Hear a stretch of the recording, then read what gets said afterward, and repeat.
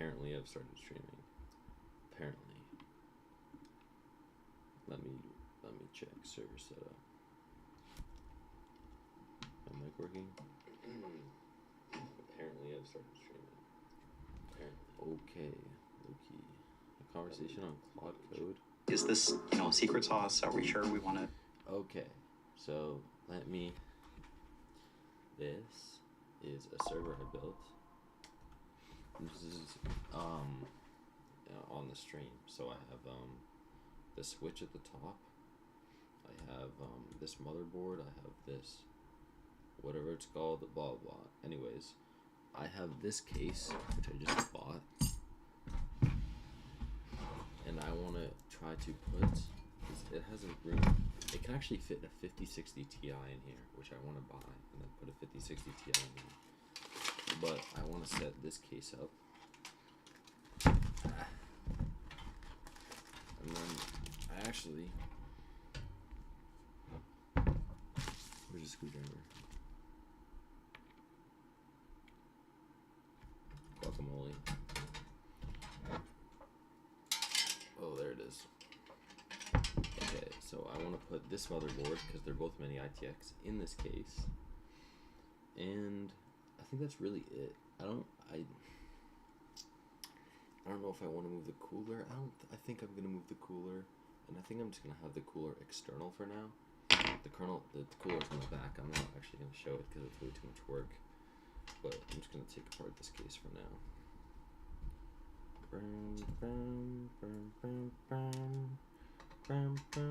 While I'm taking apart this case, I'm gonna listen to this though. A conversation on Claude Code. To people, because this is the same tool everyone at Anthropic uses every day. What the hell? Am I balding? Hey, I'm Alex. I lead Claude Relations here at Anthropic. And I'm Boris. I'm a member of technical staff and creator of Claude Code. Today, we're going to be talking about Claude Code. Boris, to start, what is Claude Code and how did it come about? Yeah, Claude Code, it's a way to do agentic coding in the terminal. So you don't have to adopt new tools, you don't have to use new IDEs, you don't have to use like a particular website or anything. It's just agentic coding and it works wherever you work. And I think that actually came out of the way Anthropic engineers and researchers use tools to get the job done. Because people have all sorts of different stacks. It's super weird. Like there isn't like one normal stack everyone uses. There's people that use the Z IDE, and there's people that use VS Code, and then there's people that are like, you're never gonna take my Vim from me, probably for my cold dead hands. And we wanted to build something that works for everyone. And that's how we kind of ended up in the terminal. I see. So the terminal is almost like the most universal of all the interfaces, in that it's flexible and it's kind of incorporated into everybody's workflow already. Exactly. And it also just happens to be the simplest. And because it's so simple, we get to iterate really fast. And that's kind of, in hindsight, it turned out to be a good thing, but definitely wasn't the intent from the start. Interesting. So if I'm a new developer and I want to be using Claude Code, what does that look like to actually get this product working? Yeah, it's pretty simple. So you just download it from NPM. It's npm install-g add anthropic-ai/claude-code. So it's a little bit of an incantation. So you download it, you just need Node.js. What the hell does incantation mean?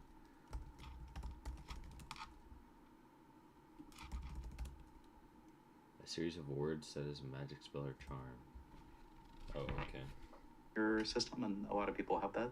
And that's it. You open it up and it'll walk you through everything else. Wow, so you just type Claude into the terminal, hit enter, and then that's it. And it just like, Claude will guide you through the rest of the process, and then you can just start talking to it and it'll start coding. Exactly. Yeah, you install it and then you run Claude. More screws. One of the cool things is Claude works in any terminal, like you said. So, if you use like iTerm2 or Apple Terminal or whatever terminal you use, even like in a SSH session or TMUX session, it'll work. One of actually the top ways that people use Claude Code is within IDE terminals. So one thing you can do is run Claude within, for example, VS Code terminal, and it'll become more powerful. So, instead of seeing file edits in the terminal, you're going to see them nice and big and beautiful in the IDE itself. Okay. And we kind of use more signals from the IDE also to make Claude more intelligent. But the experience is the same. You just run Claude in the terminal. Okay, so there's a lot there that I want to get to in a second, but before we get to that, so we released Claude Yeah, Code you- in February. Okay, Yep. that's going on the ground. So it's been about a little over 3 months. What's it That's been crazy. Like this case What's the just reaction been from the comes apart. community? Yeah, just insane. Yeah. Like it's so unexpected. You know, but before we release it, we weren't sure if we want to release it. Mm. It was this tool that internally is just it makes our engineers and researchers so productive. And we were having this debate where like, is this secret sauce? Are we sure we want to give it to people? Because this is the same tool everyone at Anthropic uses every day. And yeah, I think it turned out to be kind of the right decision because it makes people more productive and people like it. What was the moment that you knew we had That's to so ship it? cat. So it started kind of in a That never happened. They never had this. They built this to be a product. They did not build this to be used at Claude. That's so cat, bro. This guy's just lying out of his teeth. There's zero chance that that happened. No, I mean, maybe they built it to be a product and then they loved it so much. But there was no, like, maybe there was a joke about it, but they never actually thought they weren't going to release it. Like, there's just no way you would ever do that. It doesn't make any sense. Dun, dun, dun, dun. Okay, well, since this is a part now, I guess I just have to put the motherboard on, which is gonna be really annoying because this motherboard's gonna be sucked to get out. But low-key, that's fine. What are the chances this is the same screwdriver? Oh my god, I love my life. Where is this connected? So this will be connected through all the power cables up there. I'm just gonna unscrew this. Oh my god. How tight is that?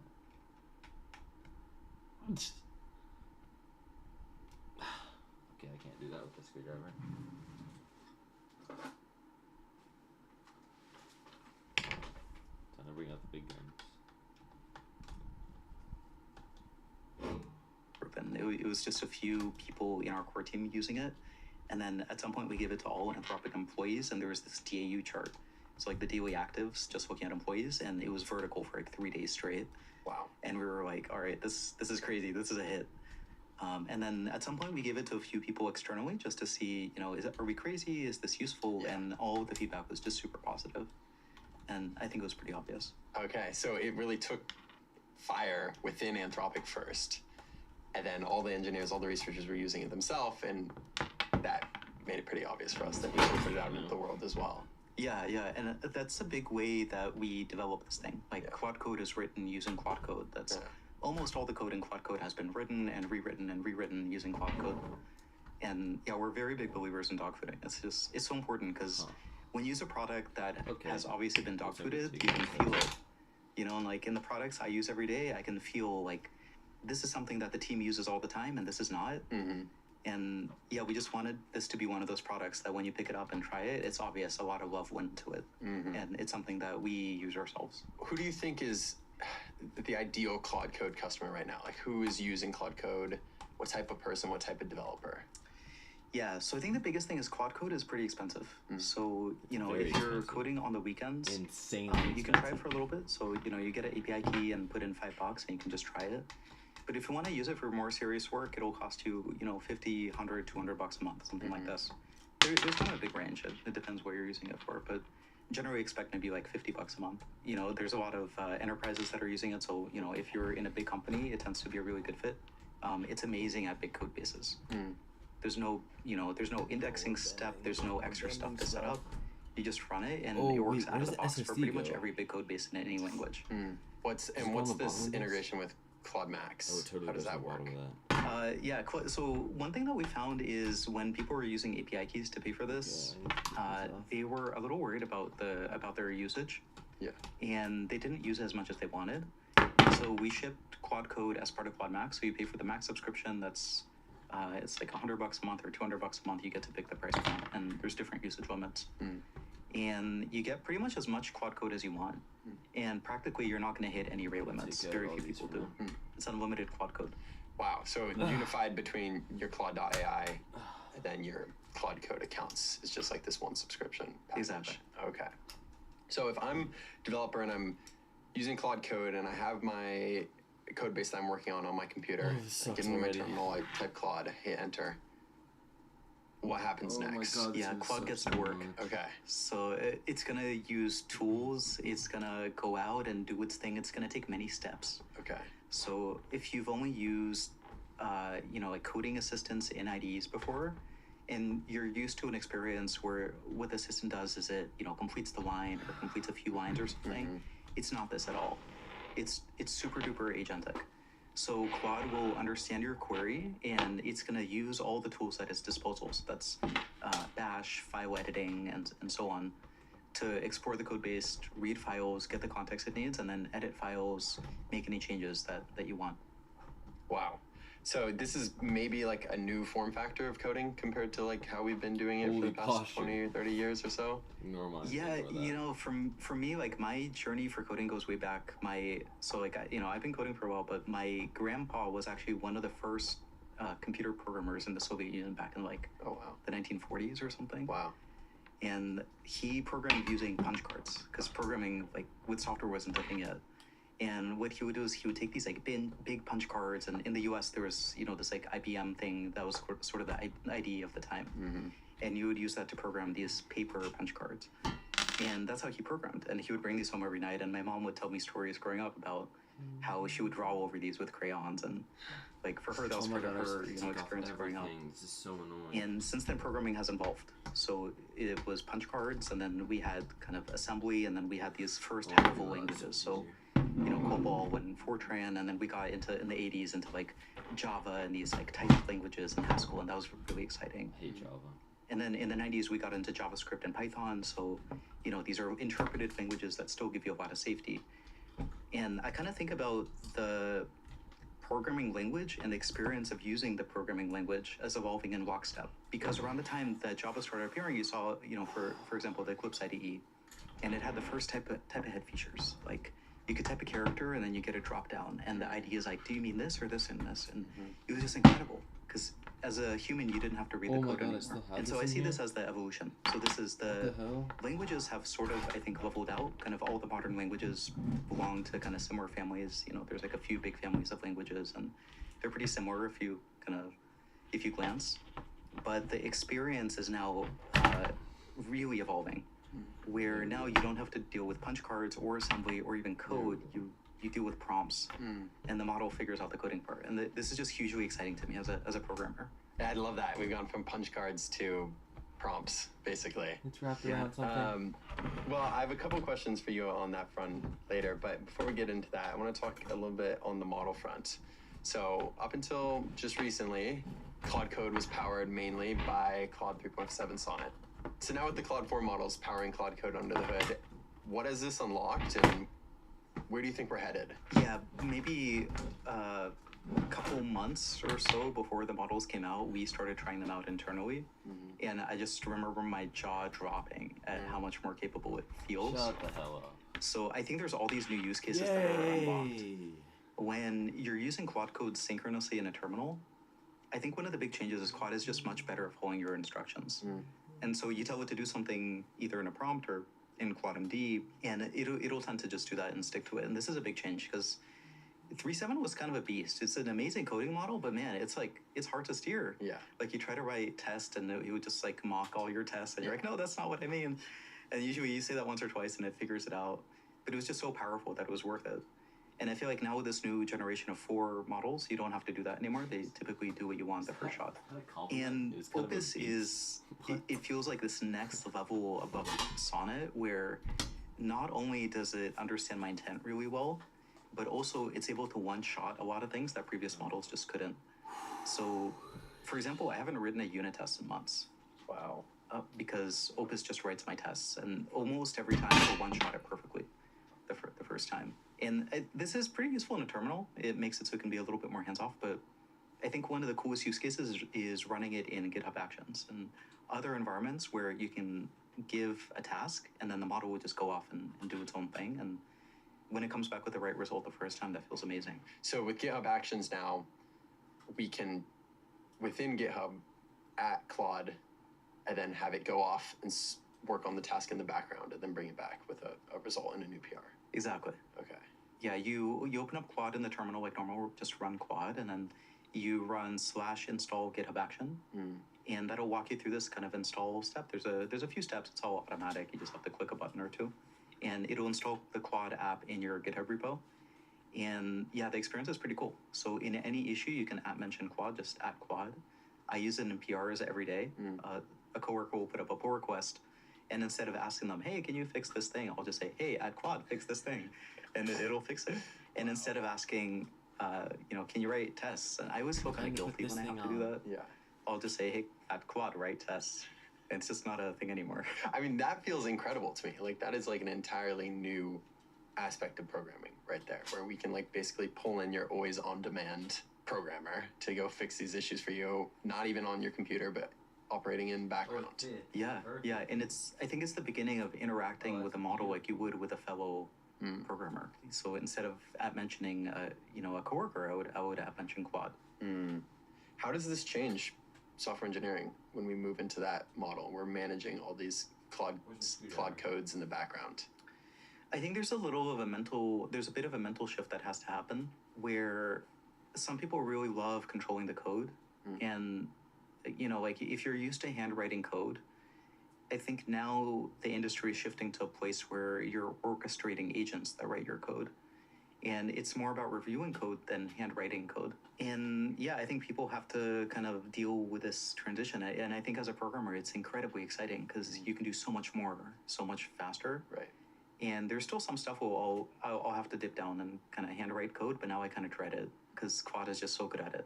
Interesting. And I think increasingly as models get more capable, these windows where you have to handwrite code either because it's a complex data model or it's just something really sophisticated, like the interaction between a bunch of system components or something that's hard to type out in a prompt. I think this will keep receding and more programming will be about orchestrating agents. So I want to dive into that a little bit more on your type of workflow.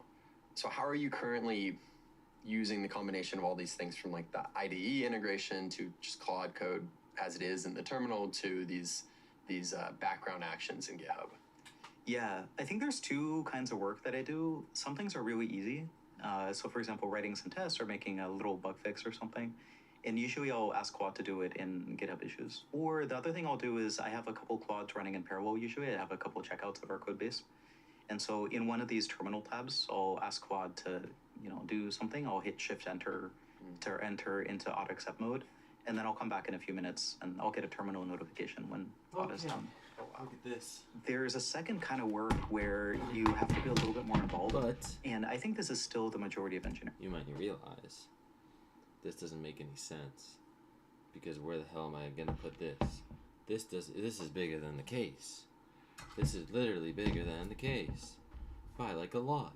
It's not even close. So I don't know.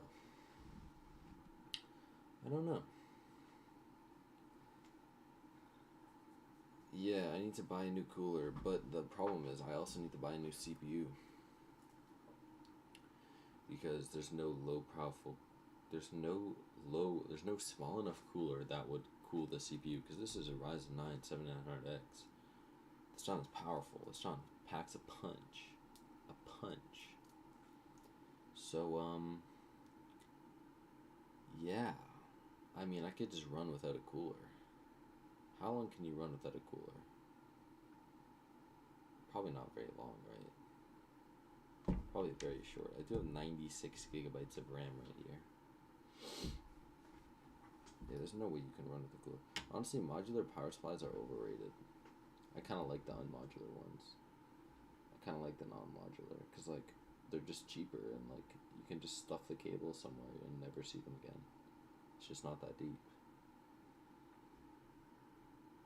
Well, I think my desk is just gonna, like, look like this for, like, a long time now.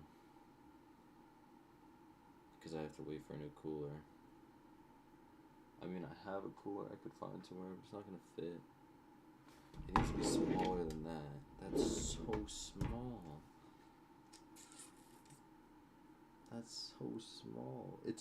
I have to find a cooler that's more low profile than a freaking, what is this called?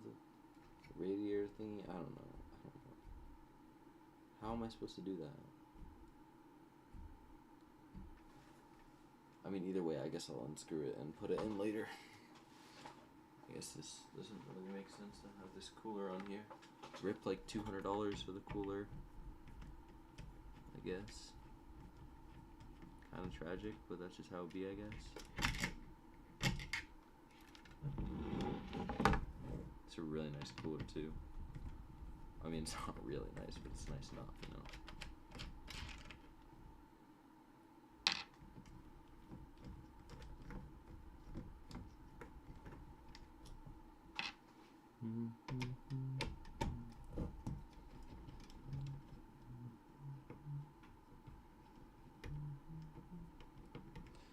Maybe Nvidia stock is at like $500, and I can actually sell. And then, what is Nvidia at?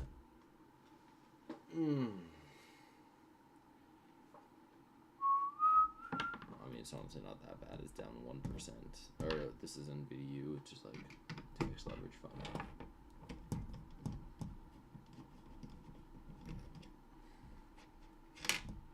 I mean, same thing at the end of the day. Is it a bad idea to boot a computer without a cooler and just like stick a little metal piece on it? How bad of an idea is that? Yeah, I'll need to buy new thermal paste too. So mighty unfortunate. Free this cooler. And free this power supply. I can't even use the power supply. I can't use the power supply. I can only use the motherboard CPU. I can barely use the CPU. I guess I'll just buy a cooler, underpower the CPU, and then buy a power supply. Oh, I need like a really specific power supply, but it's really annoying. It's really annoying.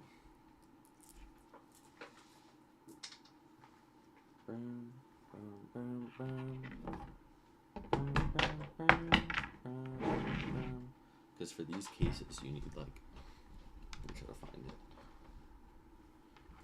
You need I forgot about a 2 terabyte NVMe.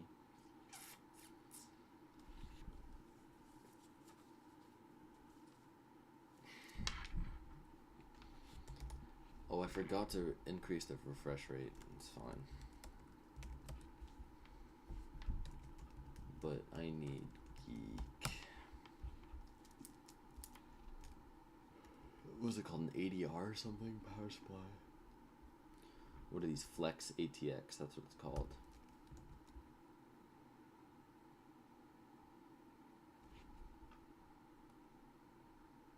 $600 Flex ATX modular?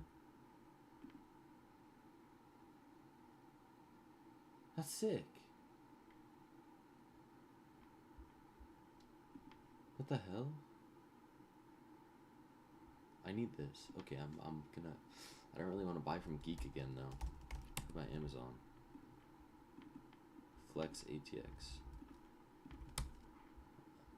Flex ATX. 500 watt. $300? What the hell?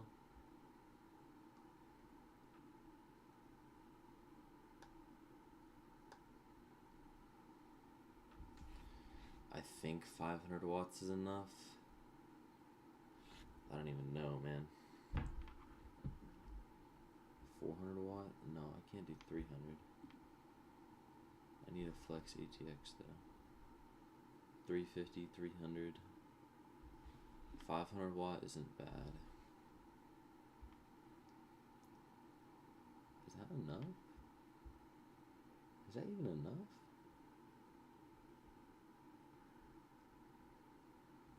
Honestly, is 500 watt bad? It's not that bad. It's actually hella impressive. It's crazy how much freaking tech you can fit into a small space. This is like a 800 watt and it's tiny, man. It's tiny. It's so small. It's literally insane.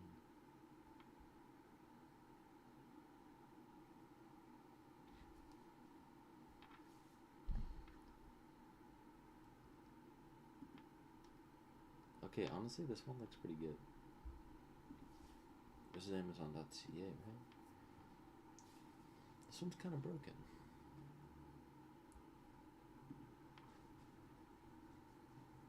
When is it getting here? Arrives 9 days. June 6th. I get that in 2 days? This is low-key everything I need. I need a 2 terabyte NVMe.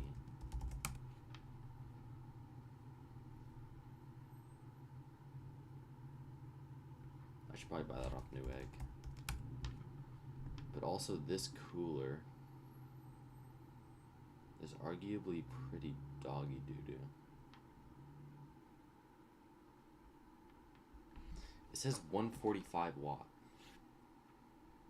And the CPU that I have is more than 145 watt. But I can just underpower it, so that's fine. It kind of hurts me to do, but it's fine. It'll work. Dun, dun, dun, dun. Dun, dun, dun. I got $8 thermal paste. I don't know if that's good or not, but you know what? We're just gonna thug it out because I don't think it matters that much. Is there anything else I need? Well, I need the NVMe 2 terabyte.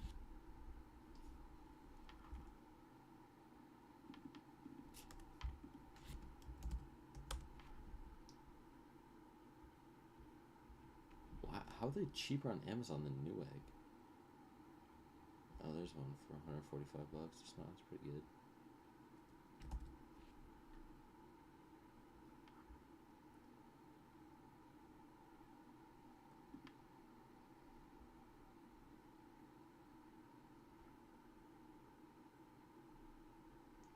Flex ATX Mini ITX, 500 watt, 1U, full range active.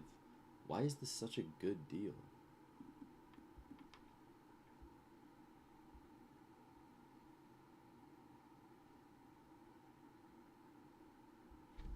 I feel like this is too good to be true.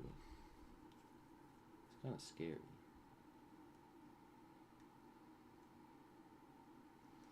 So I'm getting the cooler tomorrow, I'm getting the thermal paste the day afterwards, and I'm getting the power supply the day afterwards.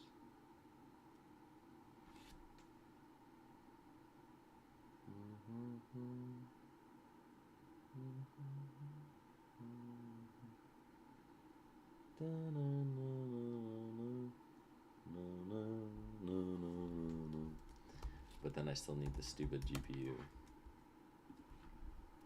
I still have the GPU in my cart. It's just $700.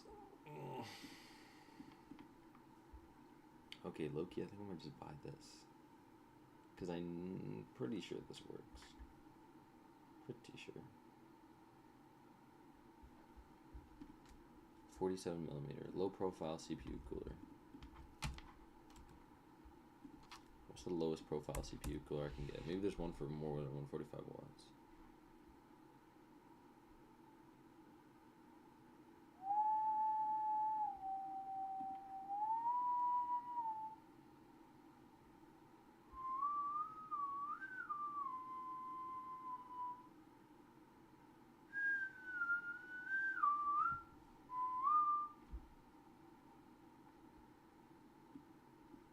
.4 centimeters height.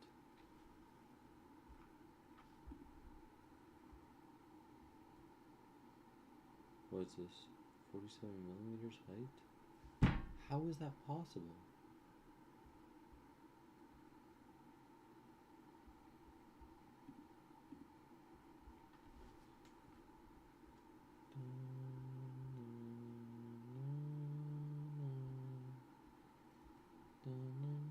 I just don't even. Who knows? It's gonna run a bit hot, but that's fine. I wonder what this power supply is. It a gold? Is it a? What does it say?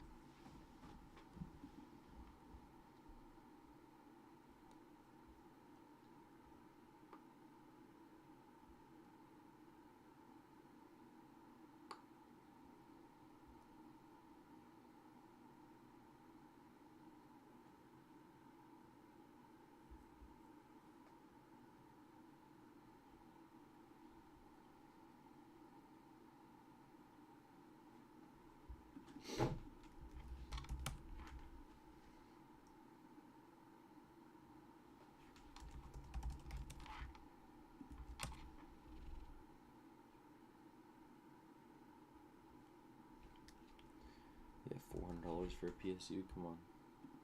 Let's use our brains here.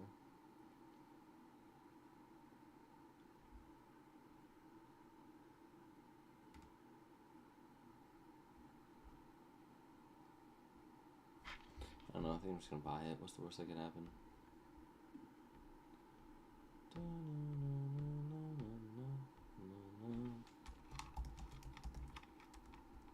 I might leak right here, it's fine though.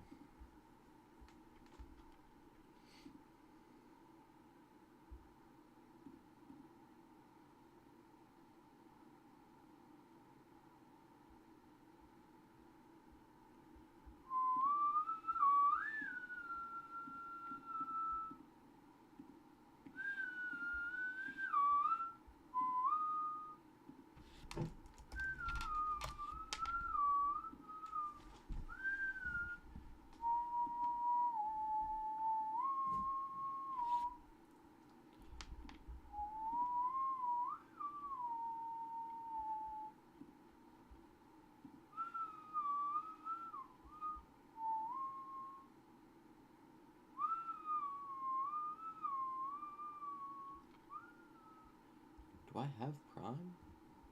Apparently I have Prime. 500 watts, so 5060 Ti wattage. 180 watts. That's literally nothing, come on. That's nothing. So let's go. Let's go.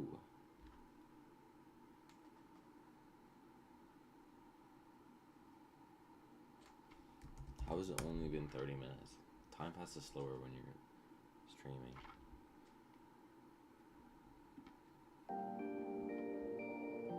Announcing updates to ChatGPT for business. There's business plans now? Bro, they just want more money, bro.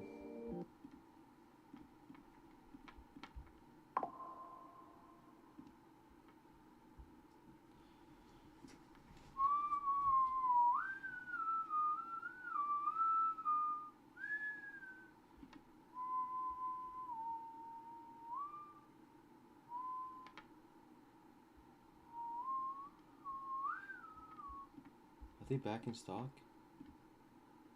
No, they're out of stock still. They're in stock for more of these. You can buy the riser cable now? Why? Why me?